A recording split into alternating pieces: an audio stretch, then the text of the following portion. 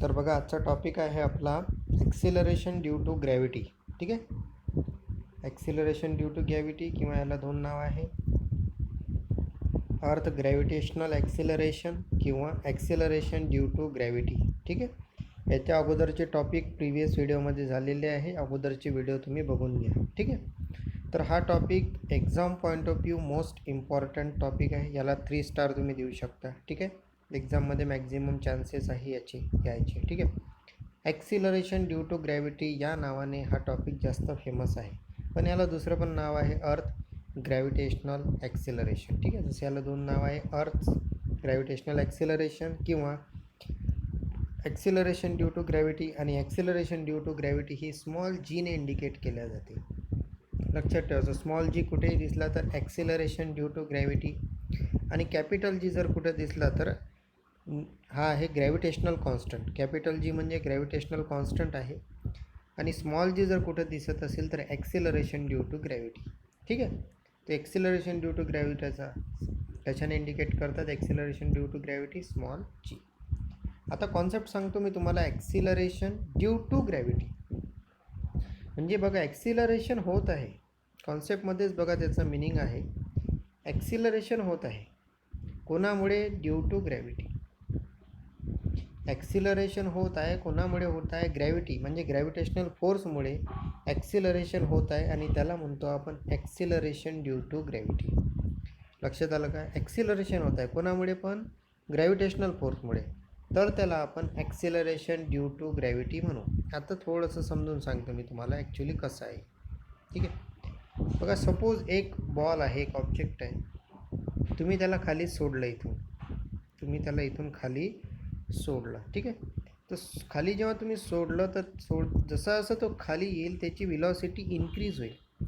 खाली येऊन राहिला ना तो पर्टिक्युलर डायरेक्शनने जर तो खाली येत आहे तर त्याला विलॉसिटी आहे, त्याला स्पीड नाही आहे, त्याला विलॉसिटी आहे. कारण तो पर्टिक्युलर डायरेक्शनने खाली येऊन राहिला. पण आपण कधी विलॉसिटी म्हणत नाही, आपण स्पीडच म्हणत राहतो. पण ऑब्जेक्ट जर एखाद्या पर्टिक्युलर डायरेक्शनने जर कुठं जात आहे तर त्याला विलॉसिटी असते. जर हा ऑब्जेक्ट खाली येऊन राहिला तर याला विलॉसिटी आहे. समजा सध्या याची विलॉसिटी आहे 2 मीटर पहिल्या सेकंदाला. नंतर अजून खाली आला, त्याची विलॉसिटी इन्क्रीज झाली, 3 मीटर झाली दुसऱ्या सेकंदाला. अजून खाली आला ऑब्जेक्ट, त्याची विलॉसिटी अजून इन्क्रीज झाली, 4 मीटर झाली थर्ड सेकंडला.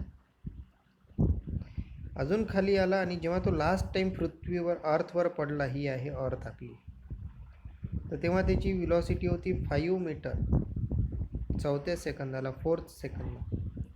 म्हणजे बघा, कोणताही ऑब्जेक्ट जेव्हा आपण खाली सोडतो तर काय होते, त्याची विलॉसिटी इन्क्रीज होत असते. जर तुम्ही एखादा बॉल सोडला वरून बिल्डिंगवरून तर तो खाली पडेल, आणि जेव्हा तो पडेल ना तर खूप असा जोरात पडेल, आणि एवढा जोरात पडेल की तो रिटर्न येईल वरतं असा, कारण तो खूप जास्त विलॉसिटीने खाली पडला. खाली पडत असताना त्याची विलॉसिटी इन्क्रीज होत गेली. खाली पडत असताना त्याची विलॉसिटी चेंज झाली म्हणजेच काय झाली? इन्क्रीज झाली.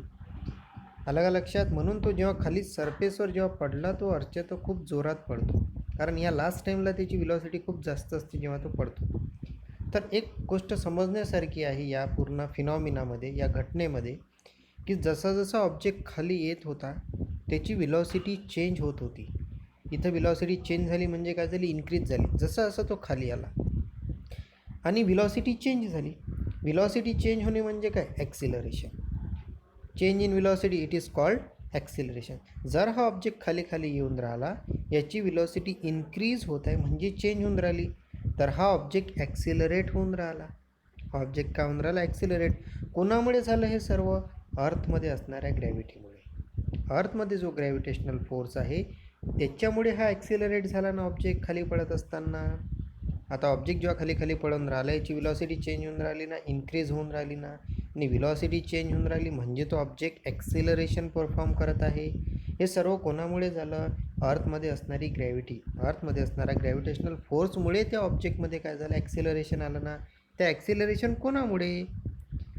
ग्रॅव्हिटेशनल फोर्समुळे.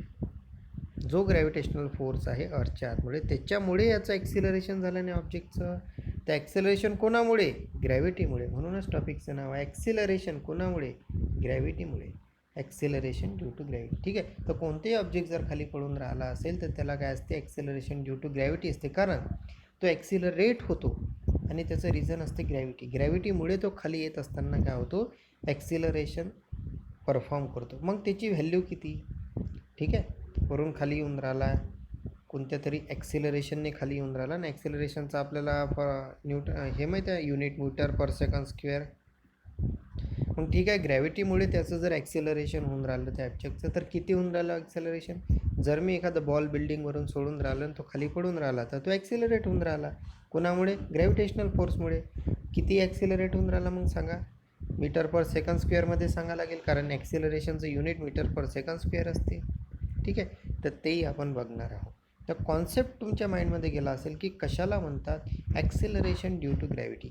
आता पॉईंट वाईजसुद्धा बघून घेऊ ॲक्सिलरेशन ड्यू टू ग्रॅव्हिटी कशाला म्हणतात. ओके, बघा पॉईंट वाईज. पहिला point, the earth exert gravitational force on the object near to it. कोणताही ऑब्जेक्ट जर अर्थच्या नियर आहे, जवळ आहे, तर अर्थ त्याच्यावर ग्रॅव्हिटेशनल फोर्स एक्सर्ट करते, म्हणजे अप्लाय करते. ओके.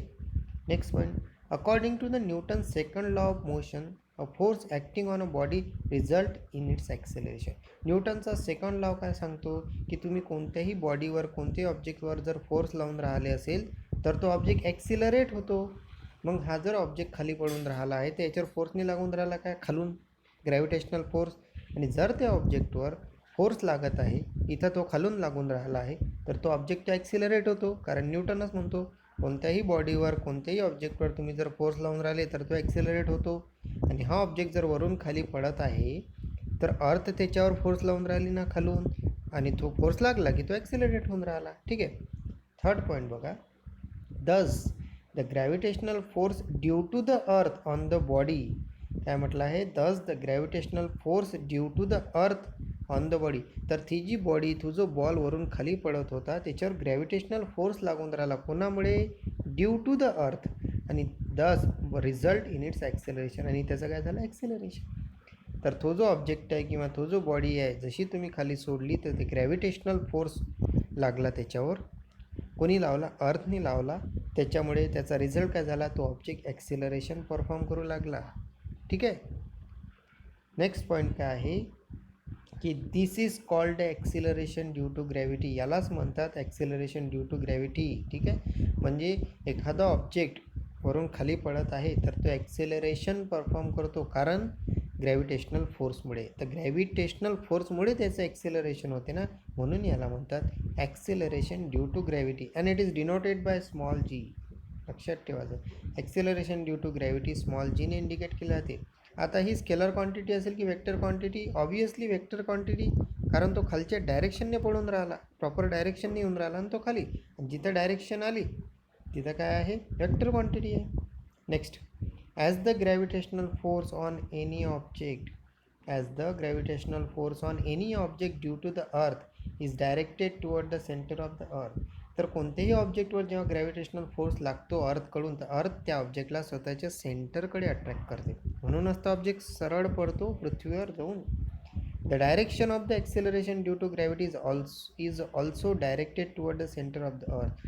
आणि ॲक्सिलरेशन ड्यू टू ग्रॅव्हिटीची जी डायरेक्शन आहे, म्हणजे कोणतेही ऑब्जेक्ट जर सरळ खाली पडून राहिला आणि त्याला जर ॲक्सिलरेशन आहे, म्हणजेच त्या ऑब्जेक्टला ॲक्सिलरेशन ड्यू टू ग्रॅव्हिटी आहे, तर त्या ॲक्सिलरेशन ड्यू टू ग्रॅव्हिटी म्हणजे स्मॉल जीची डायरेक्शन कुठं राहील, तर ती पण अर्थच्या सेंटरकडेच राहील. ठीक आहे. दॅट इज व्हर्टिकली डाऊनवर्ड, म्हणजे सरळ. लक्षात, दॅट इज व्हर्टिकली डाऊनवर्ड म्हणजे सरळ. ठीक आहे. तर acceleration due to gravity topic समजला असेल तुम्हाला. एक्झाम पॉईंट ऑफ व्ह्यू खूपच इम्पॉर्टंट टॉपिक आहे. ओके. नेक्स्ट टॉपिककडे येऊ आपण. त्याच्याशीच रिलेटेड आहे की value of G on the surface of the earth. आता आपल्याला काय बघायचं आहे, आपण ॲक्सिलरेशन ड्यू टू ग्रॅव्हिटी शिकलो जी, तर त्याची व्हॅल्यू आपल्याला काढायची आहे. स्मॉल जीची व्हॅल्यू आपल्याला काढून दाखवायची, म्हणजे एक छोटंसं डेरिवेशन आपल्याला इथं करायचं आहे. डेरिवेशन म्हणजे काय, डेरिवेशनमध्ये एक फॉर्म्युला फाइंड आउट केल्या जाते शेवटी, एक एक्सप्रेशन, फॉर्म्युला म्हणजे एक एक्सप्रेशन फाइंड आउट केल्या जाते शेवटी. इथं कशाचं एक्सप्रेशन आपल्याला फाइंड आउट करायचं आहे किंवा डिराईव्ह करायचं आहे, तर आपल्याला स्मॉल जी काढून दाखवायचं आहे की स्मॉल जीची व्हॅल्यू किती. जर एखादा ऑब्जेक्ट तुम्ही वरून खाली सोडून राहिले तर त्याला ॲक्सिलरेशन ड्यू टू ग्रॅव्हिटी आहे, तर ती ॲक्सिलरेशन ड्यू टू ग्रॅव्हिटीची व्हॅल्यू किती. ठीक आहे.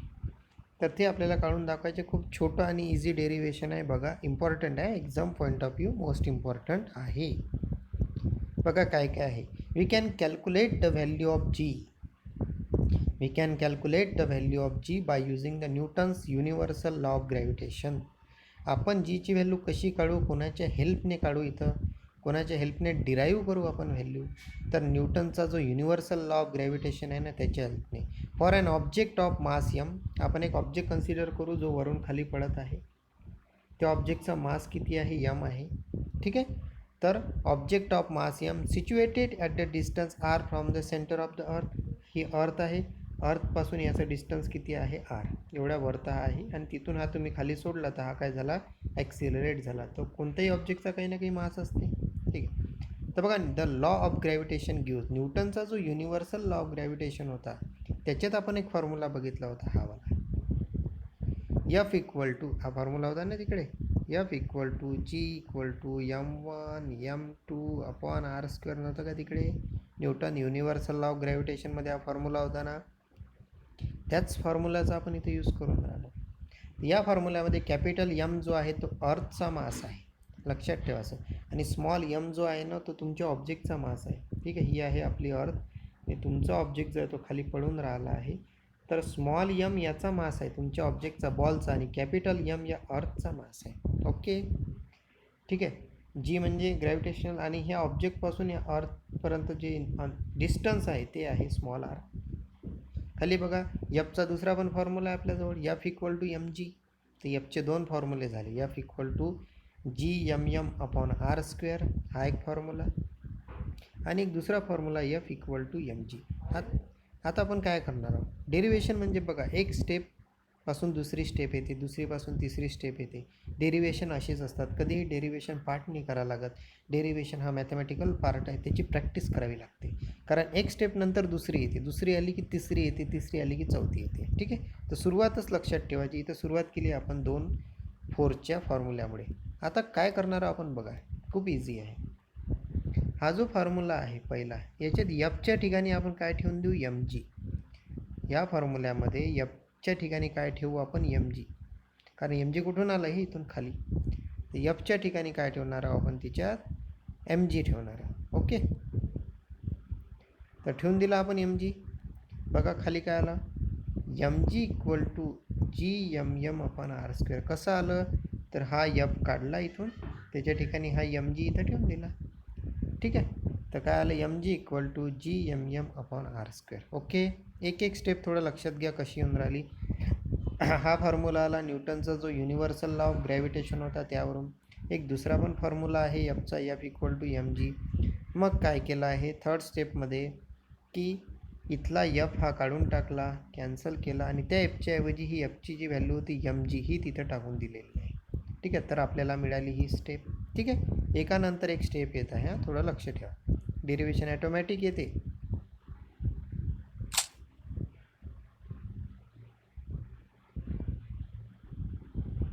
ओके. पुढचं बघा आता काय म्हटलं, if the object situated on the surface of the earth R equal to capital R equal to radius of the earth. म्हणजे तो ऑब्जेक्ट अर्थ सरफेसवर आहे. ठीक आहे. तर त्याची रेडियस स्मॉल आर म्हणजेच काय झालं, कॅपिटल आर. ठीक आहे. कॅपिटल आर म्हणजेच काय झालं, स्मॉल आर झालं. ठीक आहे. त्यामुळे आपण काय लिहिलं बघा, आता या फॉर्म्युल्यामध्ये इथं थोडंसं बघा तुम्ही, स्मॉल एम पहिले तर कॅन्सल केला आपण, कट झाला तो, राहिला काय मग, G equal to capital G capital M upon R square, एवढंच राहिलं ना, ते इथं लिहिलं. लक्षात, एक एक स्टेप कशी येऊन राहिली, थोडं लक्ष ठेवा. तर नंतर बघा, आता हा फॉर्म्युला आपल्याला मिळाला. आता बघा या फॉर्म्युल्यामध्ये खाली काय म्हटलं, the mass of the earth is, या फॉर्म्युल्यामध्ये कॅपिटल एम आहे म्हणजे अर्थचा मास, तो आहे 6 × 10⁻24 kg.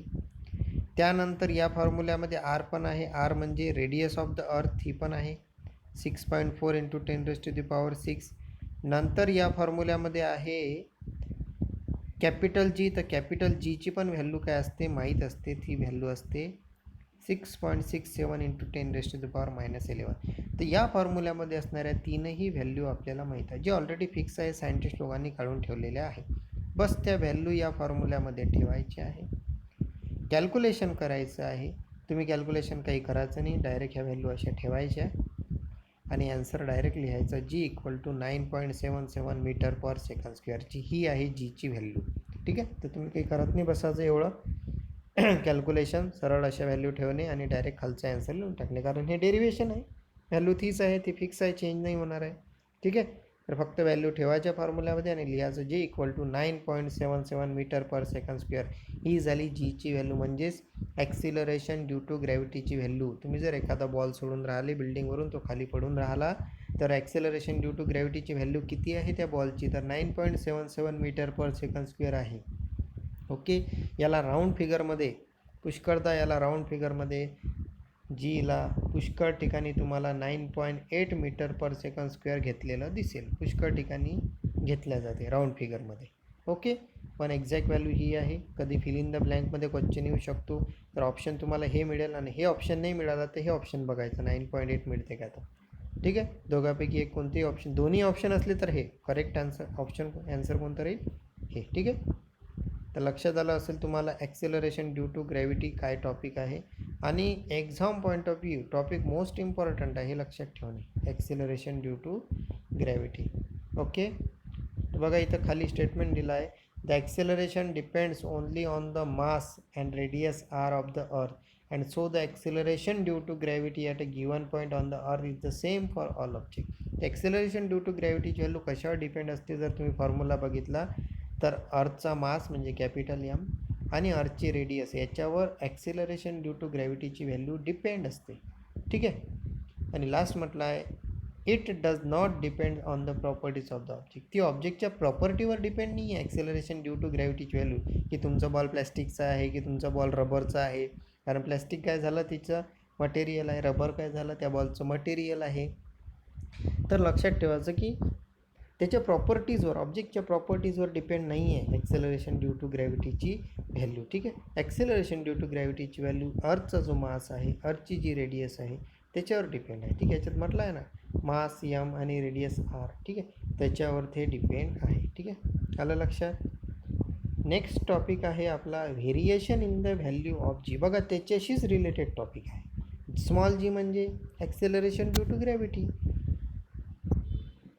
आधी त्याचा कॉन्सेप्ट बघितला आपण, त्यानंतर त्याचं डेरिवेशन आपण बघितलं, ते डेरिवेशन फाइंड आउट केलं आहे आपण, त्याच्यात व्हॅल्यू काढली आहे आपण जीची. आता म्हणते तो variation in the value of G. Value जीची व्हॅल्यू तर आपण काढली 9.77 मीटर पर सेकंड स्क्वेअर काढली ना आपण व्हॅल्यू. तो काय म्हणते टॉपिक आहे पुढचा की variation in the value of G. ही जी व्हॅल्यू आहे या व्हॅल्यूमध्ये व्हेरिएशन होतात म्हणते. व्हेरिएशन म्हणजे चेंज म्हणजे बदल, तर या व्हॅल्यूमध्ये चेंज होतो म्हणते, त्याच्याशीच रिलेटेड तो टॉपिक आहे. तर केव्हा केव्हा चेंज होतो या व्हॅल्यूमध्ये, तर 3 वेळा चेंज होऊ शकतो. पहिला change along the surface of the earth, म्हणजे एखादा ऑब्जेक्ट जर अर्थ सरफेसवर आहे तरीही सर्व ठिकाणी त्याची व्हॅल्यू 9.77 राहणार नाही. त्याची व्हॅल्यू अर्थच्या सरफेसवरही कुठं कुठं चेंज होऊ शकते. कुठं होऊ शकते, केवढी होऊ शकते, टॉपिकमध्ये बघू. नंतर सेकंड कुठं म्हटलं आहे की चेंज विथ हाईट. जसं जसं ऑब्जेक्ट अर्थ सरफेसवरून पासून वरतं जाईल, म्हणजे हा अर्थ सरफेस आहे, इथून जसा जसा ऑब्जेक्ट वरतं जाईल आकाशात युनिवर्समध्ये, तर जीच्या व्हॅल्यूमध्ये चेंज होतो. जीची जी व्हॅल्यू आहे 9.77 मीटर पर सेकंड स्क्वेअर यामध्ये चेंज होतो. चेंज विथ हाईट, पण कशाच्यानुसार, हाईटनुसार. जसं जसं ऑब्जेक्ट अर्थपासून वरतं जाईल तर जीच्या व्हॅल्यूमध्ये चेंज होतो. व्हेरिएशन होतात, किती होतात, कसे होतात ते आपण नंतर बघू टॉपिकमध्ये. नंतर आहे third change with a depth. Change with a depth म्हणजे तुम्ही जर अर्थच्या खाली गेले आतमध्ये, अर्थ आहे ही, इथं आपण आहोत सरफेसवर, हा सेंटर आहे, तुम्ही जर अर्थच्या खाली चालले आतमध्ये डेप्थमध्ये चालले तरीही जीच्या व्हॅल्यूमध्ये चेंज होतो. आलं का लक्षात. पण तो किती होतो, जीची व्हॅल्यू वाढते कमी होते ते टॉपिकमध्ये बघू. पण सध्या ओव्हरव्ह्यू बघा त्याचा, त्या टॉपिकचा ओव्हरव्ह्यू काय, variation in the value of G. या टॉपिकचा ओव्हरव्ह्यू मी तुम्हाला सांगितलं की जीची जी व्हॅल्यू आहे 9.77 मीटर पर सेकंड स्क्वेअर, त्या व्हॅल्यूमध्ये व्हेरिएशन होतात, चेंजेस होतात. अर्थ सरफेसवर चेंजेस होतात. अर्थपासून जर तुम्ही वरतं चालले असेल हाईटवर तरी जीच्या व्हॅल्यूमध्ये चेंजेस होतो आणि अर्थच्या आतमध्ये जर तुम्ही जात असाल तरी त्याच्या व्हॅल्यूमध्ये काय होतात, चेंजेस होतात. मग हे तिन्ही प्रकारचे चेंजेस कसे होतात, कितीने व्हॅल्यू चेंज होते, ती कमी जास्त होते का, कितीने जास्त होते, कितीने कमी होते, हे सर्व आपण या टॉपिकमध्ये बघणार आहोत आपल्या नेक्स्ट व्हिडिओमध्ये. ठीक आहे. तर व्हिडिओ आवडला तर लाईक करा, फ्रेंडमध्ये तुमच्या शेअर करा हा व्हिडिओ, सबस्क्राईब करा. ठीक आहे. आणि ते सबस्क्राईबच्या बाजूला एक बेल आयकॉन असते त्याच्यावर क्लिक करा, म्हणजे नवीन व्हिडिओ जेव्हाही मी अपलोड करेल तुम्हाला नोटिफिकेशन येऊन जाईल. ओके. चलो बाय.